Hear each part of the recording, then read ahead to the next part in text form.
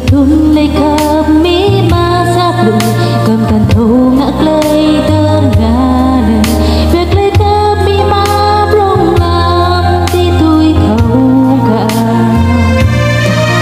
lấy khắp mỹ sẽ nó không đà lấy việc làm để na cả vui đà lấy khắp mỹ ma rong làm cái tuôn ra này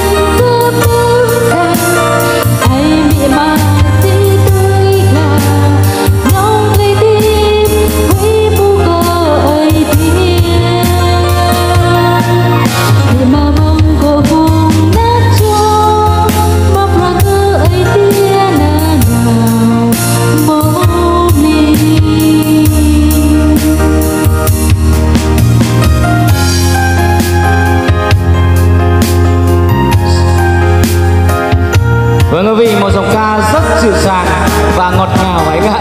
Chúng ta cùng chúc mừng cho giọng ca của Mỹ Sarah, một tràng pháo tay thật lớn và nồng nhiệt nhé. Xin cảm ơn rất nhiều.